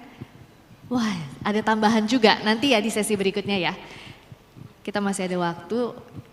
Silakan Mbak dulu. Di sesi pertama tampaknya perempuan semua, belakangan ada laki-laki juga nanti yang akan bertanya. Baik, di sesi pertama silakan Mbak berdiri. Terima kasih, perkenalkan saya Jenny dari Yayasan Rumah Energi. Saya ada pertanyaan untuk Ibu Vivi, mohon maaf. Saya mau tanya Bu, saya tadi waktu Ibu presentasi sangat memberikan banyak informasi tentang Indonesia yang peringkat kedua heating stress ya. Dimana ini kami sebenarnya dari Yayasan Rumah Energi sangat aware terhadap adaptasi climate change seperti ini. Khususnya kami punya program LMS, bukan Learning Management System, tapi Local Milk Sourcing, di mana kami membantu peternak sapi di Jawa Tengah dan Jawa Timur. Nah, sebagai rantai awal pemasok industri susu, kemudian pangan, kami tentu mengalami kesulitan karena adanya adaptasi perubahan lingkungan ini. Tapi ketika kami mengupayakan kerjasama dengan lembaga-lembaga seperti dinas-dinas di level kabupaten maupun provinsi, kurangnya awareness terhadap dinas level provinsi dan kabupaten terhadap dampak perubahan iklim dan support mereka terhadap program-program kami ini. Padahal kita semua sudah tahu bahwa kita menuju Indonesia net zero emissions 2060. Bagaimana kolaborasi sebenarnya Ibu antar kementerian sampai ke bawah-bawah, ke level dinas, ke level desa, sehingga kami dari yayasan atau komunitas penggerak-penggerak yang sangat mensupport ekonomi hijau ataupun renewable energy ini juga bisa bergerak dan mendapat dukungan yang komprehensif tentunya dari pemerintah. Kami mohon arahannya Ibu untuk kolaborasi antar kementerian dan juga lembaga. Baik. Terima kasih. Terima kasih Mbak Jenny. Silakan Bu Vivi dulu untuk menjawab pertanyaan. Tadi ada dari Mbak Hanifah soal dukungan pemerintah terkait sektor pertanian organik, juga dari Mbak Nurbaiti dan juga Mbak Jenny tadi terkait perubahan iklim, kolaborasinya seperti apa? Ya, terima kasih pertanyaannya yang terkait dengan organik. Saat ini kita sedang menyusun reformasi untuk pupuk bersubsidi, ya. Yang tentunya kita tahu banyak sekali studi-studi menunjukkan bahwa ternyata kebijakan pupuk kita sekarang memberikan dampak negatif, terutama terhadap kesehatan tanah atau lahan. Nah, ini kami dengan tim Pak Rektor, di sini ada Prof. Ernan, itu Pak Menteri sudah pernah nih ketemu nih gara-gara terinspirasi film Kiss the Ground. Di Kiss the Ground kita ngomongin pengurangan emisi, penurunan suhu. Namun kalau kita do the same thing, business as usual untuk cara bertani kita dan sebagainya, yang ternyata itu mengurangi kesehatan lahan dan kekuatan lahan atau kemampuan lahan untuk sequester dari atau untuk menyerap emisi. Nah, jadi di satu sisi kita teriak-teriak tapi do the same thing untuk pangan kita. Nah, oleh sebab itu salah satu yang sekarang kami siapkan adalah mencoba menyiapkan reformasi pupuk supaya nantinya lebih tepat sasaran dan tentunya para petani kita tidak hanya memilih pupuk yang disubsidi saja, tetapi juga sesuai dengan kebutuhannya termasuk untuk pupuk organik. Tentunya disertai dengan diseminasi ya, pengembangan kapasitas untuk hal-hal yang terkait dengan organik. Mungkin sedikit dengan Ibu dari Perbanas, ini sebetulnya kami dari SDGs Sekretariat banyak bekerja sama dengan banyak SDG Center yang salah satunya itu adalah di Udayana. Jadi di Udayana baru aja buka prodi untuk sustainable finance. Nah mungkin Ibu bisa ngobrol di situ. Selebihnya pasti nanti Pak Rektor akan menjawab. Nah untuk kolaborasi tentunya saya cuma mau menyebutkan yang tadi saya sebutkan kan dalam konteks RPJPN 2025-2045. Jadi tentunya di lapangan belum terlalu kelihatan gitu ya. Tapi ke depan pastinya akan lebih banyak sekali yang ke arah ekonomi hijau, green job dan sebagainya. Kalau menurut saya SDGs merupakan platform kolaborasi. Karena kita bicara semuanya nih baik pemerintah, dunia usaha, filantropi, LSM dan sebagainya, kalau kita bicara goal 4, goal 5 itu orang udah sama-sama kita punya persepsi dan pemahaman yang sama dan juga tentunya berbagai cara-cara mengukurnya. Nah jadi berbagai kolaborasi atas nama SDGs nggak harus dari Bappenas misalnya dengan masing-masing kementerian, dengan universitas, dengan pemerintah daerah, saya pikir kita perlu bergerak semuanya untuk 6 tahun tersisa supaya berbagai bentuk kolaborasi itu betul-betul bisa di action. Kita bilangnya sekarang decade of action. Jadi yang teori-teori dan sebagainya udah cukup. Nah 6 tahun ke depan tentunya kita harus bergerak kepada aksi-aksi, makanya ada Action Award. Contoh-contoh tadi sudah banyak, kita ada sekitar 400 di repositori pembelajaran supaya nanti untuk networking dan juga tentunya scaling up itu terjadi. Baik, terima kasih Bu Vivi. Berikutnya Prof. Arief, tadi bagaimana kolaborasi untuk Green Socialpreneurs? Baik, terima kasih. Kita dengan Perbanas sudah MOU, Bu ya. Dan memang konsep socialpreneurship dan technopreneurship di IPB kita arahkan pada bagaimana pemanfaatan inovasi. Ujungnya apa? Riset, inovasi. Tinggal jalurnya sosial itu adalah socialpreneurship, jalur ekonomi bisnis adalah technopreneurship. Nah ini penting mana? Dua-duanya penting. Kami paradigma kita selalu dan, bukan atau. Ya selalu orang, ini mana yang paling penting? Semuanya penting kita lakukan. Nah termasuk perankingan. Makanya saya terima kasih pada Mas Januar dan Bu Vivi yang selalu mengadakan kegiatan SD Vote itu membangun awareness. Ya sekarang awareness ini sudah di level global, Bu. Sehingga THE, Time Higher Education Impact Rankings, perankingan perguruan tinggi pun sekarang berbasis pada SDGs. Dan alhamdulillah IPB masuk top 100 dunia di bidang SDGs. Ya.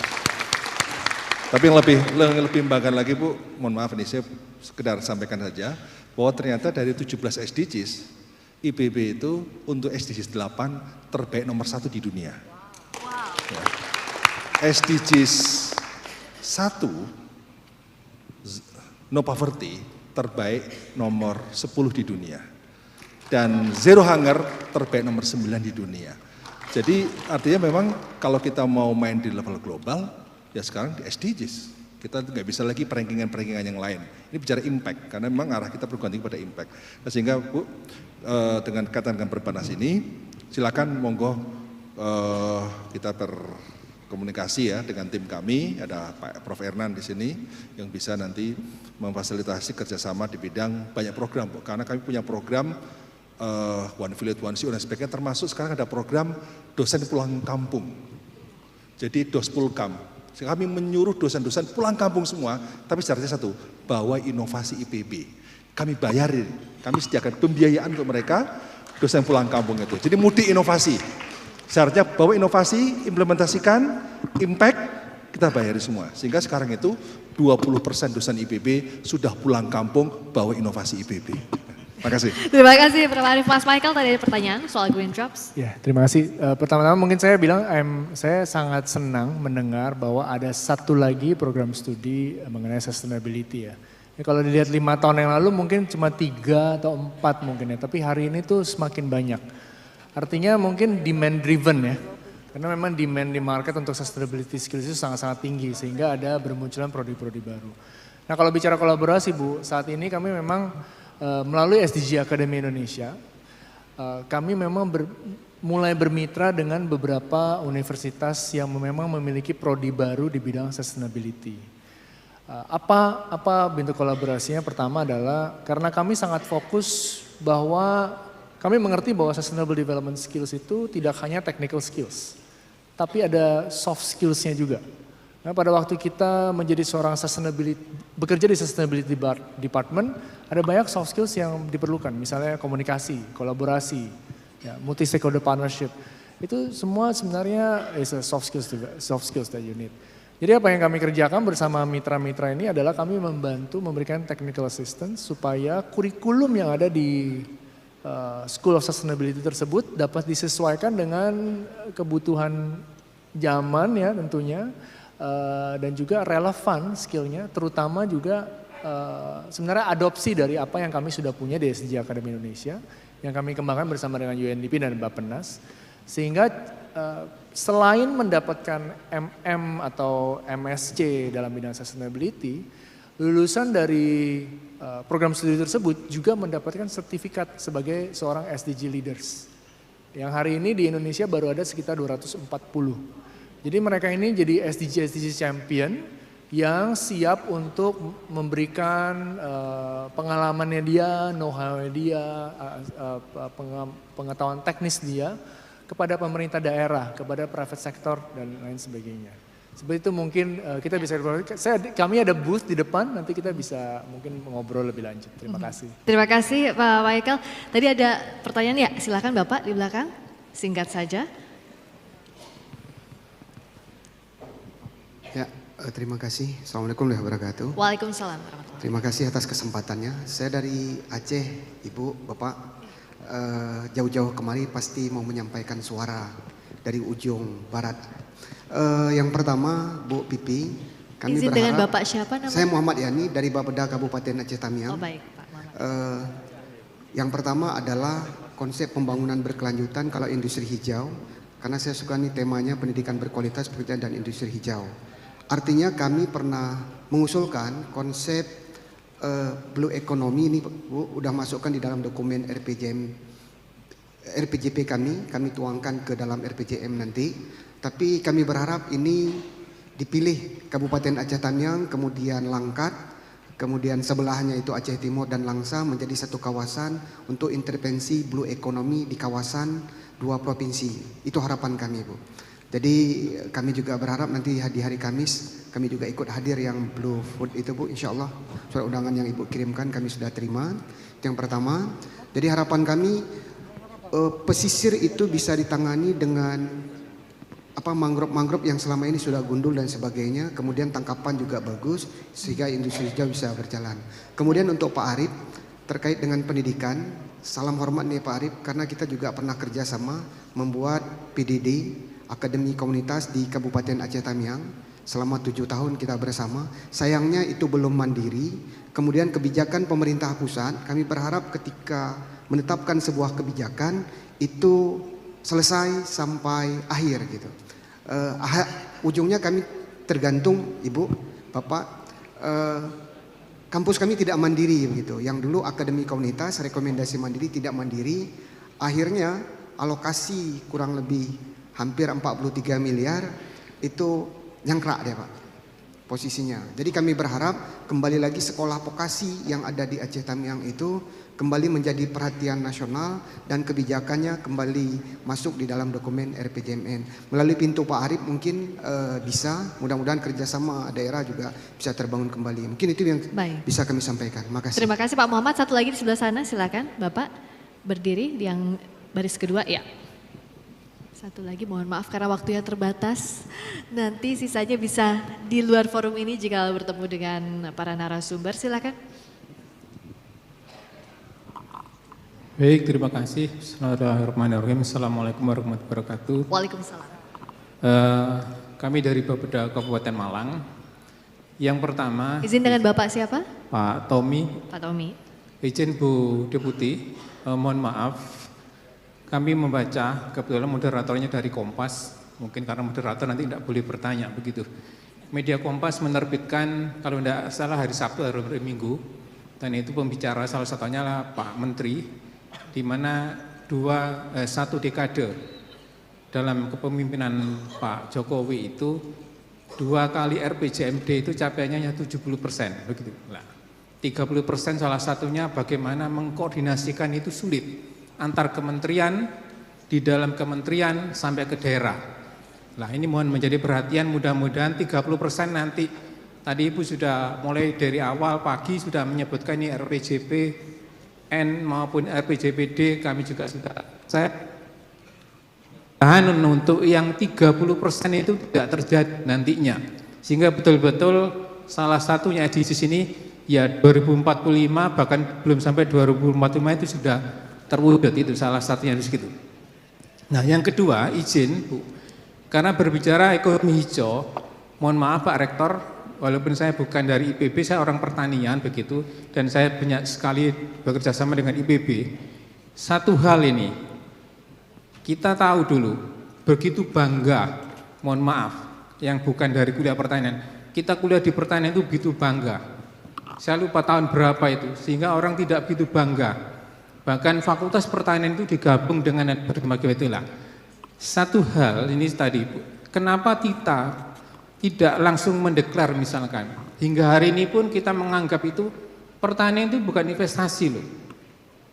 Saya perkira. Bukan apa, maaf? Bukan investasi. Bukan investasi. Kayaknya emangnya korban investasi. Kalau tidak percaya. Tadi salah satu yang kita sebut, kita juga inland. Kita selalu digali bagaimana untuk mempertahankan lahan sawah. Itu tidak ada upaya, tapi upaya mencetak sawah. Padahal satunya kalau investasi atau pertanian itu investasi, pasti tidak akan terjadi karena disebut investasi, ya sawah dikorbankan untuk perumahan industri tadi itu. Jadi hal-hal seperti menjadi perhatian itu mudah-mudahan ini tidak terulang sehingga menjadi satu hal terstruktur. Sekarang kan kita mulai RPJP sampai ke bawah bisa terstruktur dengan baik. Terima kasih, mohon maaf. Assalamualaikum warahmatullahi wabarakatuh. Waalaikumsalam warahmatullahi wabarakatuh. Pak Arief boleh dijawab terlebih dahulu. Ya silakan. Baik, terima kasih. Untuk mencapai kebutuhan pangan global 2030, dunia ini memerlukan 5,4 miliar hektar. Sekarang yang tersedia adalah 5,1 miliar hektar. Sehingga diperlukan 300 juta hektar. Nah saya kira pembukaan lahan menjadi signifikan karena kita harus memberikan kontribusi bagi kebutuhan 300 juta hektar pada level global. Nah itu satu hal. Hal yang kedua adalah saya sepakat dengan Bapak bahwa memang Undang-Undang Perlindungan Lahan Berkelanjutan, Lahan Pertanian Berkelanjutan 2009 itu ini implementasinya belum maksimal. Dan kita ini kalau bicara tentang mengendalikan konversi lahan itu menjadi masalah yang sangat serius karena ya walaupun juga problem tata ruang. Karena tata ruang itu misalnya di daerah Bogor ya, tata ruang daerah lingkar kampus itu kami sudah membidik, wah ini sawah bagus-bagus, tiba-tiba dijadikan perumahan semua. Kenapa? Tata ruangnya untuk rumah. Nah sekarang persoalannya bagaimana kita memastikan tata ruang untuk menjamin sustainability dari lahan pertanian produktif yang beririgasi teknis bagus. Investasi pemerintah sudah sangat besar untuk irigasi. Sekarang dengan mudah dikonversi. Sekarang kita membangun irigasi yang besar-besaran lagi. Jadi Bapak sekalian, saya berkaitan dengan tata ruang ini, maka ini perlu persoalan yang makro ya, persoalan di level yang sangat penting sekali harus diselesaikan. Penata ruang, kemudian IPB sudah menciptakan instrumen bagaimana kita mampu mendeteksi secara smart dengan algoritma tertentu, dengan deep learning untuk mendeteksi konversi lahan. Jadi kalau dengan durasi waktu kurang lebih sekitar 1 minggu. Kalau ingin tahu berapa hektar yang terkonversi minggu lalu, kita punya instrumennya. Nah, kalau instrumen itu dipakai oleh Pemkap, Pemprov, dan kementerian, itu saya kira akan sangat membantu untuk mendeteksi konversi-konversi itu. Jadi saya kira terkaitan dengan soal pertanian. Nah, kemudian kedua, soal kenapa pertanian nggak bergengsi, ya memang ini masalah sosiologis yang harus kita selesaikan bersama-sama. Jadi kalau di Jepang itu ada namanya Kitanai Kitsui Kikeng, yaitu kira-kira pertanian, perikanan dan sebagainya itu adalah pekerjaan yang kotor, yang kerja berbahaya dan sebagainya. Tapi di Jepang itu orang menjadi petani dapat subsidi, orang bekerja di petani dapat beasiswa, dapat macam-macam. Pekerja nelayan dapat bantuan kapal, dapat beasiswa, dapat rumah. Tapi tetap saja mereka orang desa tidak mau menjadi petani. Kenapa alasannya? Alasannya karena hasil survei membuktikan masalah perempuan. Perempuan desa tidak mau menjadi istri petani, tidak mau menjadi istri nelayan. Itu faktor utama. Dan sekarang saya mau nanya sama ibu sekalian, ini yang mana nih? Yang ada 2 orang calon nih, satu dokter mau jadi calon mantu ibu sekalian. Dokter ahli kandungan pendapatannya 15 juta. satu lagi petani pendapatan 200 juta. Pilih mana untuk jadi mantu? Hah? Pilih? Pilih petani? Matre berarti. Enggak ada guyon. Tapi ini masalah sosiologis yang harus kita selesaikan. Sehingga memang ini PR. Kemudian soal Aceh Tamiang ya Bapak sekalian. Memang kami dengan Aceh Tamiang dengan beberapa daerah melakukan support untuk pendidikan D1 dan D2. Ya. Nah problemnya sekarang itu di pemerintah pusat kebijakannya adalah sekarang tidak ada lagi, semua harus D4 Pak. Itulah yang kemudian menurut saya kebijakan ini terlalu terlalu bias kepada kebutuhan perkotaan. Padahal kita tuh butuh di desa itu adalah untuk D1 dan D2. Nah sehingga mestinya sekolah vokasi itu multi entry, multi exit. Jadi kapanpun dia bisa keluar. Tahun pertama keluar, tahun kedua keluar, tahun ketiga keluar. Jadi itulah yang menurut saya ini harus segera dibangun agar apa? Agar menciptakan flexibility untuk pendidikan vokasi di Indonesia. Baik, terima kasih. Bu Vivi, silakan dijawab. Terkait dengan blue economy ya. Betul. Jadi kalau kita Indonesia ini punya laut 2/3-nya, tentunya kita bicara green economy atau green job, apapun green itu di laut ya berarti jadi blue economy.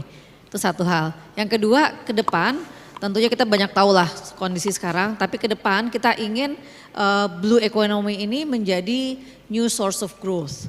New source of growth itu ada 2 pilar. Yang pertama pasti kita bicara traditional sector yang tentunya perlu penguatan, perlu nilai tambah dan juga tentunya produktivitas perlu ditingkatkan.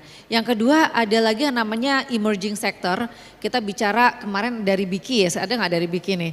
Itu ngolah kulit udang Pak. Jadi citosil ya untuk melapisi sayuran dan juga buah yang akhirnya mereka sudah ekspor cukup besar ya. Jadi banyak sekali research tentunya dan perkembangan teknologi itu yang bisa mendrive kita menciptakan jenis-jenis pekerjaan baru termasuk juga jenis-jenis sumber pertumbuhan baru dari laut gitu ya. Nah tadi yang pertanian investasi ini. Nah tentunya ke depan kita bicara banyak tentang transformasi. Tambahan Pak Prabowo minta 4 juta hektar, kalau kita semuanya lahan semua yang ada sekarang itu ke rawa dan saya udah ngitung emisinya itu 98 juta CO2 ekivalen. Kita nggak mau diteriakan sedunia nih gara-gara kita cetak sawah saja. Nah tentunya kita bicara juga intensifikasi. Ujung-ujungnya kenapa sih kita mau cetak sawah tambahan 4 juta? Kan tentunya kita mau tambah produktivitas padi untuk tambahan pangan. Produktivitas 10 juta tentunya bisa dihasilkan dari intensifikasi teknologi, young generation yang ada menjadi petani dan seterusnya yang tentunya banyak sekali kita bicara nilai tambah, pendidikan dan juga tentunya teknologi serta inovasi di situ. Ya. Terima kasih banyak. Itu tadi sesi tanya jawab, tepuk tangan untuk pertanyaan dari Bapak Ibu semua dan juga jawaban dari narasumber semoga mewakili. Kami akan akhiri sesi ini dengan closing statement. Mohon izin dari masing-masing narasumber. Silakan dari Mas Fikra dulu. Cek. Ya, terima kasih banyak Bapak dan Ibu. I think kalau dari kita bisa ingin urge dan menginvite rekan-rekan semuanya untuk bagaimana future yang kita hadapi ini, terutama di Green Jobs, itu bisa melibatkan juga partisipasi dari publik. Tadi mungkin yang tidak sempat karena waktu sudah keburu habis, dari Teach for Hope ini, selain sektor-sektor yang mungkin administratif, hospitality, tapi melahirkan juga opportunity Green Jobs. Nanti bisa dicek di booth kami di depan, itu ada pengolahan lamun untuk menjadi fashion. Jadi sekali lagi pelibatan publik agar paham gitu ya dan bisa tervisualkan dampak nyata dari SDG ini menurut kami menjadi peran yang penting agar gotong royong ini dilakukan secara kolektif oleh seluruh masyarakat Indonesia. Terima kasih. Terima kasih Mas Fikra. Tepuk tangan untuk Mas Fikra Ijaz. Berikutnya Mas Michael Susanto silakan untuk closing statement ya. Terima kasih. Hari ini dengan transformasi pendidikan, terutama dengan Merdeka Belajar, ya, bagaimana kampus itu dimerdekakan sebenarnya untuk mentransformasi pendidikan yang diberikan sehingga lebih relevan dan lebih on the ground. Sehingga mahasiswa-mahasiswi ini memiliki pengalaman yang betul-betul bersentuhan dengan isu-isu yang ada saat ini. Jadi tidak lagi mahasiswa ini cuma baca di koran, tapi dia bersentuhan langsung dengan isu kemiskinan, isu sampah. Jadi dia tidak lagi hanya menjadi korban, tapi dia juga bisa menjadi bagian dari solusi. Hari ini pendidikan betul-betul perlu bertransformasi dan mengejar, karena demand dari industri itu sudah sangat-sangat tinggi untuk skill-skill yang relevan. Saya juga mengajak sebenarnya industri mendekatkan diri ke pendidikan. Mungkin sedikit contohnya adalah pada waktu 2017 industri mendekatkan diri kepada universitas dan mendirikan program studi yang sangat relevan dengan lokalitas. Nah, semoga kedepannya universitas juga bisa menjadi center of excellence di mana local context itu betul-betul dijawab bersama dengan industri. Terima kasih. Terima kasih Mas Michael. Berikutnya Prof. Arief. Jadi green job itu berbasis pada green innovation. Dan green inovasi di IPB misalnya sekarang kita membuat helm dari limbah sawit, rompi anti peluru dari limbah sawit, citosan kulit dari udang sekarang sudah bisa menjadi pelapis pesawat tempur anti radar. Makanya lama-lama IPB menjadi Institut Pertahanan Bogor. Ya. Karena sekarang kita masuk di industri militer berbasis pada biokomposit. Itulah green innovation. Kedua adalah bahwa inspirasi bisa dengan kata-kata, tapi lebih baik dengan karya. Terima kasih. Terima kasih Prof. Arief. Berikutnya silakan Ibu Vivi. Kalau boleh saya nyambung Pak Rektor, tahu, mau, mampu. Artinya hari ini kita banyak belajar, tahu banyak hal, tentunya kita harus mau konsisten melaksanakan, ngurangin sampah, plastik, mulai nanam pohon sebanyak-banyaknya. Nih buat catatan aja, kemarin kami ngadain Green Economy Expo Pak, kita udah ngitung-ngitung emisi kita perlu nanam 18.000 pohon. Jadi kita hampir tiap minggu bikin acara tuh nanam pohon 100, nggak habis-habis. Ternyata kemarin dari mana yang Lamun Warrior, Bu Lamun itu 35 kali nangkap emisi. Wah boleh kalau gitu kita nanam lamun. Nah terus pastinya mampu karena kita di ekosistem masing-masing kita bergerak supaya membangun ekosistem yang benar-benar bisa inklusif. Makasih. Terima kasih banyak Bu Vivi. Tahu, mau, mampu. Kuncinya inovasi, kolaborasi. Kita tadi sudah bicara soal ada kabar baik bahwa Indonesia sudah mencapai target 62,5%. Ini jauh lebih baik, 4 kali lipat dari capaian global 17%. Tapi masih ada PR untuk mencapainya. Dan bicara untuk menciptakan SDGs ini bukan hanya soal pencapaian target, tapi bagaimana kita menciptakan masa depan yang lebih adil dan juga berkelanjutan. Sekali lagi tepuk tangan untuk Dr. Vivi Yulaswati MSc, Deputi Bidang Kemaritiman dan Sumber Daya Alam Kementerian PPN Bappenas. Terima kasih Ibu, terima kasih Prof. Dr. Arief Satria SPMSI, Rektor IPB University. Terima kasih Bapak Michael Susantro, Program Head SDG Academy Indonesia, dan Bapak Fikra Ijaz, CEO Kita Bisa Group. Tepuk tangan yang meriah untuk para narasumber. Kita memulai dengan pantun, kita akhiri dengan pantun. Jangan pergi, jaga jarak, apalagi jauh di mata. Beli dasi, jangan lupa beli baju hijau. Mari bergerak meningkatkan daya saing sumber daya manusia melalui inovasi pekerjaan dan industri hijau. Saya Friska Clarissa, terima kasih, sampai jumpa. Baik, terima kasih Ibu Friska yang sudah menjadi moderator kita pada hari ini. Dan juga terima kasih kepada seluruh narasumber. Kami persilakan untuk tetap berada di atas panggung. Kita akan berfoto bersama tentunya ya untuk mengabadikan ini. Tapi sebelumnya akan ada token of appreciation yang akan diberikan. Kami undang ke atas panggung staf ahli bidang sosial dan penanggulangan kemiskinan selaku Kepala Sekretariat Nasional SDGs Bapak Pungkas Bajuri Ali untuk memberikan token of appreciation.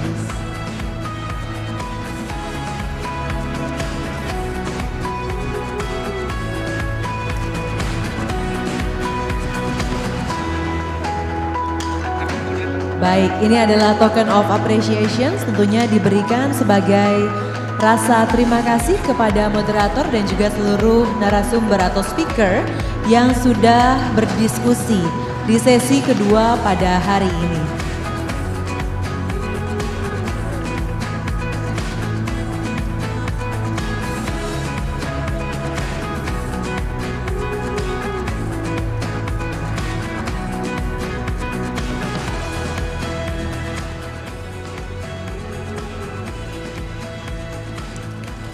Selanjutnya izin Bapak Ibu kita akan berfoto bersama dan kami silakan seluruh fotografer untuk bersiap. Kita akan mengabadikan momen diskusi di sesi kedua pada sore hari ini. Say cheese, boleh agak ceria sedikit Bapak Ibu, lebih gembira ya.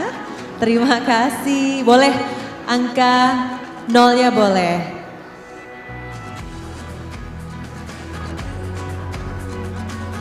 Baik, terima kasih. Tepuk tangan sekali ke Bapak dan juga Ibu. Terima kasih kepada Bapak Pungkas, Ibu Friska dan semua narasumber. Ibu Vivi, Profesor Arif, Bapak Michael dan juga Bapak Fikra yang sudah menjadi narasumber kita pada sore hari ini. Kami silahkan untuk kembali menempati kursi yang telah kami sediakan. Dan Bapak dan juga Ibu, diskusi sesi kedua menutup jumpa kita pada hari ini. Untuk dapat mengakses materi hari ini, silakan scan barcode yang tertera di layar. Bapak dan juga Ibu, silakan langsung saja scan barcode untuk melihat paparan materi yang sudah diberikan pada hari ini. Dan tentunya kami informasikan juga bahwa rangkaian acara akan berlangsung pada esok hari, tentunya pada pukul 9 pagi. Akan ada 6 sesi paralel yang tentunya menghadirkan tema-tema ketenaga kerjaan, lalu juga industri ekonomi hijau dari berbagai pihak, baik dari tinjauan nasional dan juga internasional. Jangan lupa juga untuk mengunjungi booth-booth yang ada di area foyer. Akhir kata, saya Tasya Syarif, terima kasih atas waktu dan juga partisipasinya, dan sampai jumpa di event selanjutnya. Wassalamualaikum warahmatullahi wabarakatuh.